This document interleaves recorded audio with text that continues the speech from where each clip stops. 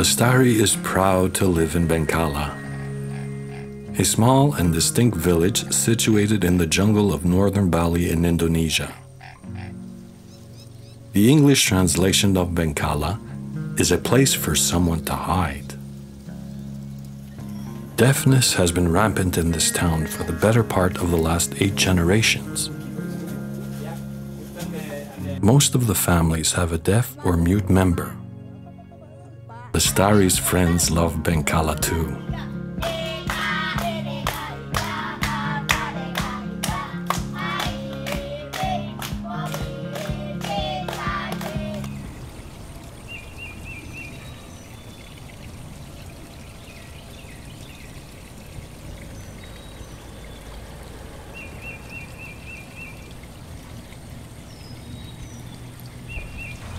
Saya sangat bersyukur saya bisa diciptakan Tuhan. Jika saya tuli bisu, cacat, saya tetap bersyukur kepada Tuhan. Dan teman-teman saya yang ada tuli bisu, saya ingin membagi sembako dan segala-galanya. In 2008, out of a total population of 2,450, there were 46 profoundly deaf people.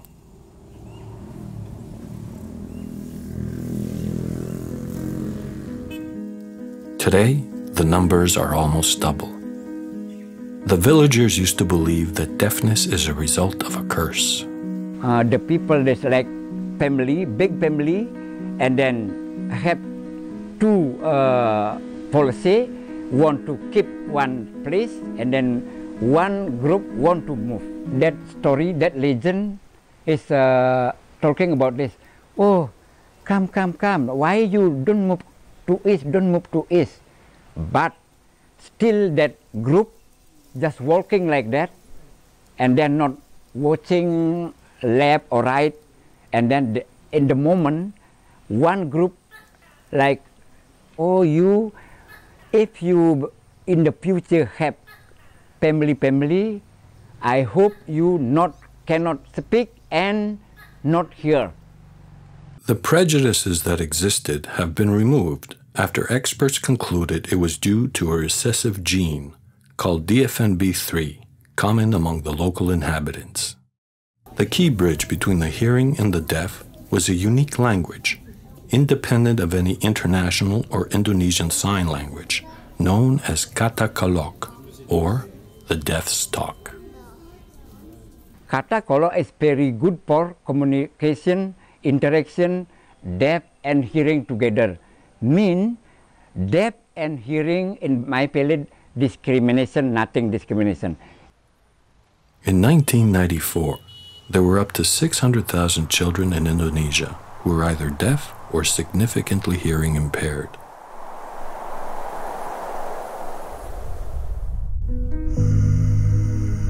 In the village of Bengkala, there are a total of 89 deaf residents, and every single person living in the village can sign kata kolok, because it is taught in the local school.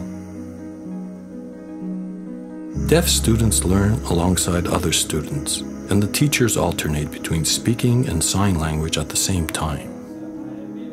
There is a strong bond between the teacher and his deaf-mute scholars, a connection that is not found easily in any other educational system.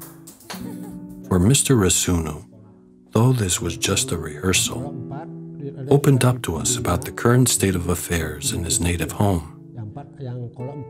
His students are his angels of hope for the future.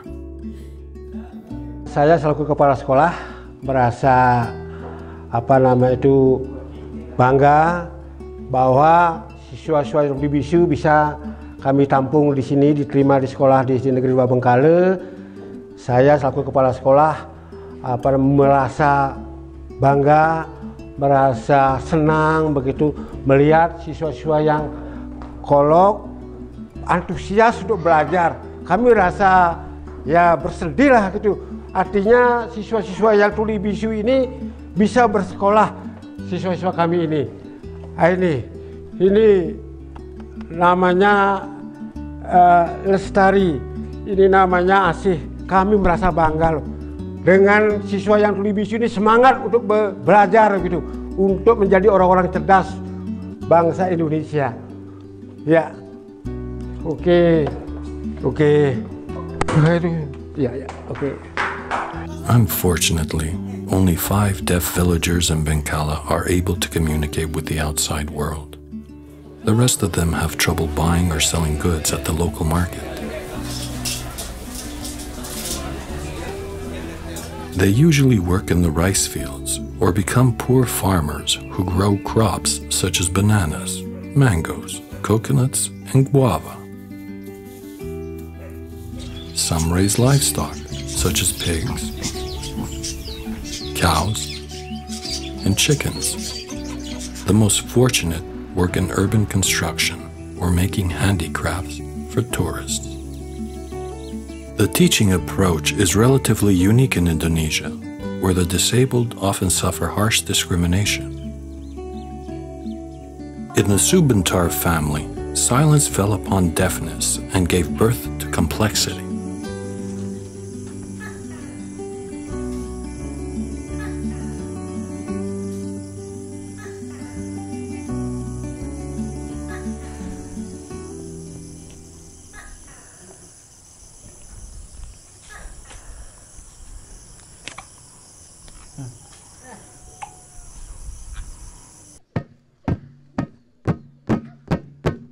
One of the more enlightening lessons that you take with you from studying the Kolok people, if ever you visit Bengkala, is the unique Junggar Kolok. The rhythmic music that doesn't need to be heard in order to be danced to. It only needs to be seen and felt.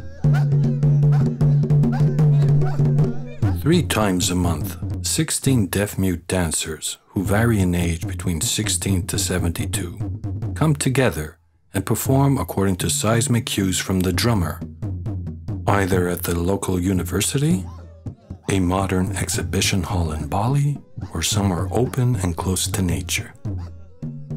Despite their challenging condition and needs, these determined people smile and dance and live as though they have no care in the world. They have created an indestructible world of their own. In Hinduism, trees have had great significance. They are considered sacred and are often associated with gods and goddesses. In the heart of the deaf village, an old and beautiful banyan tree rules like a king.